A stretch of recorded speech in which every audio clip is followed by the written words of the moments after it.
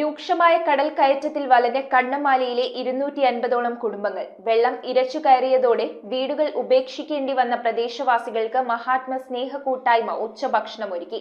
Kannamaly police സ്റ്റേഷന്റെ സമീപമുള്ള topsy ജെയ്സന്റെ വീട്ടിലാണ് മഹാത്മ കിച്ചൺ ആരംഭിച്ചത്. കണ്ണമാലിയിലുണ്ടായ രൂക്ഷമായ കടൽക്കയറ്റത്തിൽ വീടുകളിൽ വെള്ളം കയറി നാശനഷ്ടമുണ്ടായി. ഇതേ തുടർന്ന് ഏതാണ്ട് 250ഓളം ആളുകളെയാണ് പ്രദേശത്ത് നിന്ന് മാറ്റി പാർപ്പിച്ചത്. കൊച്ചി തഹസിൽദാർ സുനിതയുടെ അഭ്യർത്ഥന പ്രകാരം 250 ആളുകൾക്കുള്ള ഭക്ഷണം മഹാത്മ കൂട്ടായ്മയുടെ നേതൃത്വത്തിൽ തയ്യാറാക്കി. കണ്ണമാലി പോലീസ് സ്റ്റേഷന്റെ സമീപമുള്ള ടോപ്സി ജെയ്സന്റെ വീട്ടിലാണ് മഹാത്മ കിച്ചൺ ആരംഭിച്ചത്. ഷമീർ വളവത്തിന്റെ നേതൃത്വത്തിൽ റഫീഖ് ഉസ്മാൻ സേഠ്, അസീസി സേഠ്, സനീറ കൊച്ചി, മുജീബ് കൊച്ചങ്ങാടി, നജീബ് പള്ളുരുത്തി, സഫീർ മഠത്തിൽ, ഷീജ സുധീർ, ടോപ്സി ജെയ്സൺ, പ്രദേശത്തെ പൊതുപ്രവർത്തകരായ P Jacob, Babu Kannamali, Shivan, Jaison, Palluruthy village officer Rakesh എന്നിവരുടെ സഹായത്തോടുകൂടിയാണ് എല്ലാവർക്കും ഭക്ഷണം എത്തിച്ചു നൽകിയത്. News bureau, Kochi.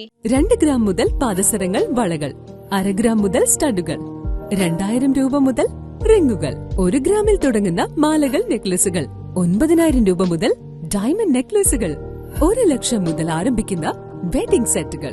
Maharaja gold and diamonds,